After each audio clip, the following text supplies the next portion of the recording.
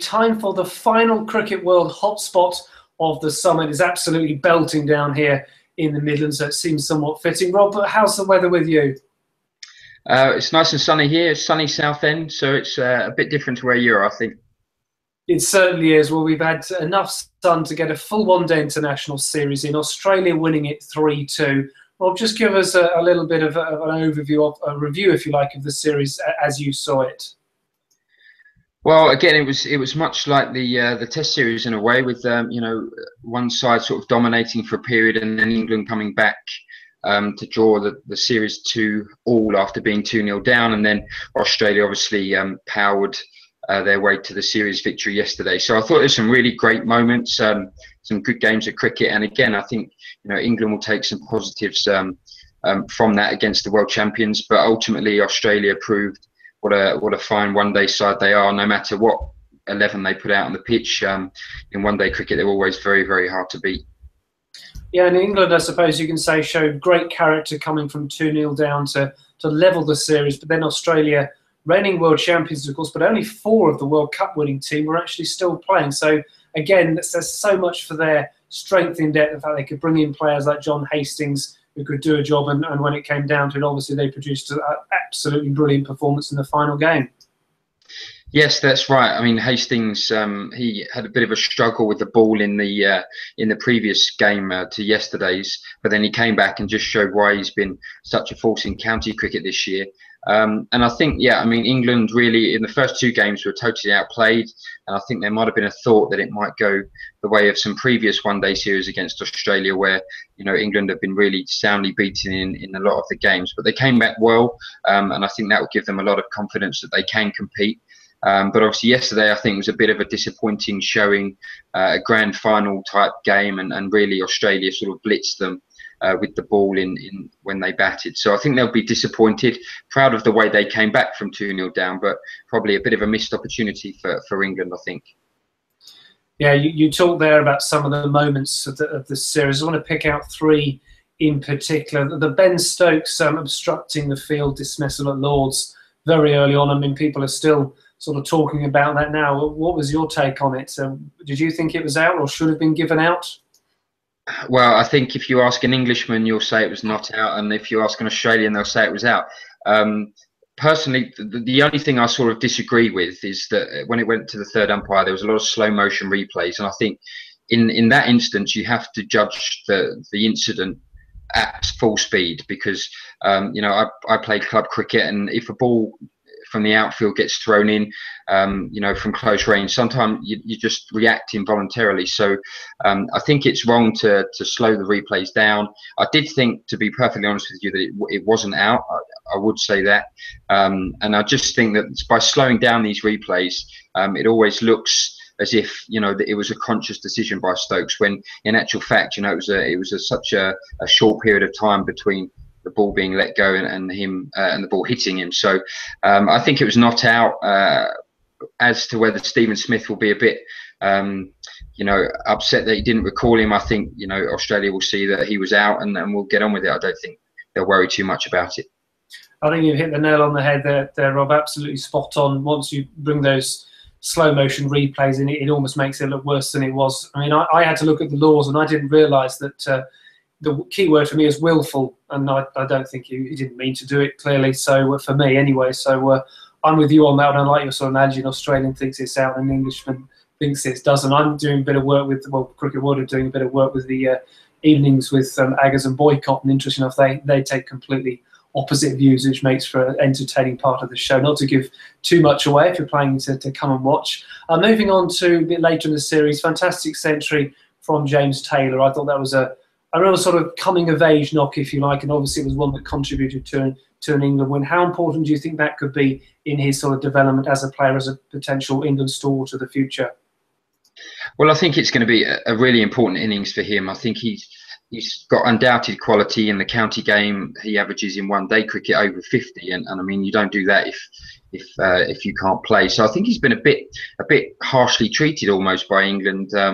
He captained England earlier in the year against Ireland in a one-day international, and then found himself out of the one-day side in the New Zealand series. And for him to take his opportunity this series against Australia, against a really good attack, I think will stand him in a really good stead. I mean, he made starts in a few of the games as well. So it shows that he can play at this level against some real quality pace bowling in Pat Cummins that Australia had. And I think perhaps it may have just forced his way into consideration for Test cricket as well. And I think he's got a definite role to play in that middle order.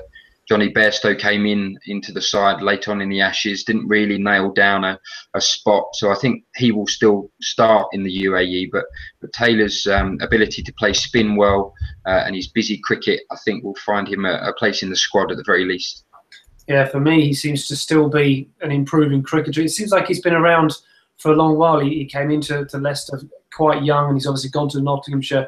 He just seems to be getting better and better and better, and I personally think we'll see a lot more of him at the highest level. We've touched upon the final game a little bit about really the game was sort of very much won by Australia in the first couple of hours, wasn't it? That collapse of England, Owen Morgan getting hit on the head. One game too far, perhaps, or are we perhaps not giving the Australian bowlers enough credit? Well, I think it might be a combination. I think Australia bowled really well. I think the first over set the tone. Obviously, Jason Roy was given out LBW, reviewed and overturned it, and then again was given out LBW, didn't review when he should have done and would have been not out. So it was a bit of a, that sort of first over set the tone. Australia were all over England's openers, and it was sort of a procession that really didn't get going at all, lost wickets at crucial times.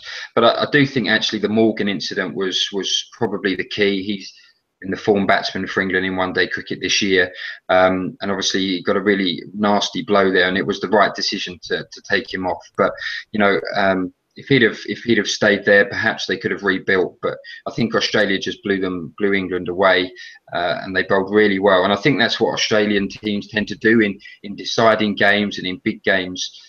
They tend to come through and find a way to win. And whether it was a game too far for England or not, I think Australia bowled exceptionally well. And once they skittled England there for 130 odd, I think game was over, and they deserved to win. They certainly did, and I read somewhere on Twitter, and I can't remember who it was, one of the journalists, who sort of said, well, it's almost fitting that this English summer has ended in England collapsing, because it has been a summer, hasn't it, of great bowling, some great batting, but really a lot of collapses, but England being on the right side of things. It feels like a long time ago now that, in a way, that New Zealand were here, but that series, of course, the ODI series they've just finished against Australia, was the first one they've lost. So just to sum up England's summer as a whole, I know we've talked a little bit about it when we were summing up the Ashes, but just sort of go over that again, maybe including the limited over stuff that's finished the summer off. Well, I think on the whole, it's been a really positive summer for England. There's been the emergence of some players on the international scene, obviously winning the Ashes, perhaps unexpectedly, to be honest, was a fantastic achievement. And I think in one-day cricket, they've made huge strides. So I think on the whole, England will be really, really happy with their performances. There's certainly a lot to do. Their next task now is to start winning games of cricket away from home. But there's a lot of young talent to work with. The team is the right age profile to keep developing over the next 2 years. So I think England will be really happy. I would say that I heard Michael Vaughan say that he thought that the summer had some brilliant moments, but not some brilliant games. I think in one-day cricket there was some good games, especially against New Zealand. But I would agree in the Test matches, the games really were quite one-sided. Whether it was Australia winning or England winning. So some brilliant moments in the summer, not as perhaps some close games as, say, the 2005 series, but England will be really happy with their work, I think. They certainly will, and it sounds like Vaughan sort of put into words what I was trying to get across myself. I got a little bit tongue-tied. And finally then, Rob, maybe one or two personal highlights from this summer that you think will stay with you for years to come? Well, I think the obvious one is Stuart Broad's spell at Trent Bridge. 8 for 15 doesn't happen very often, especially against the Australians. So that will stick in my mind. Where I was, constantly getting updates on Twitter and seeing another wicket falling, and that was really special. But I think actually the first Test match of the summer against New Zealand at Lords, England in real trouble, 4 wickets down for about 40, I think, and that partnership between Ben Stokes and Joe Root, when they put on 160 in no time at all, That was a really memorable innings, and I managed to watch the whole of that partnership, and I think that just set England on its way, and that could actually turn out to be the catalyst for maybe a period of success for this young team. And I thought that was just such a great way to start the summer, and we never really looked back. Yeah, some great memories there, Rob. I'll pick out a couple in terms of ODI cricket, because you covered the Test one spot on. You know, yeah, that 60 all out is going to be one of those in the future. Where were you when?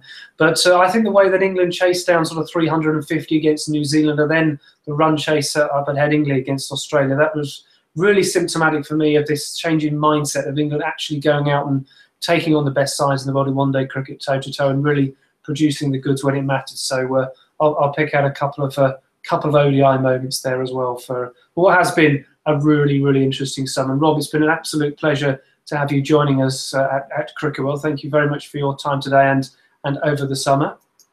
That's great. Thanks for having me, John. Not a problem. Pleasure as always, Rob. And thank you very much for watching us here on Cricket World TV. But for now, it's goodbye.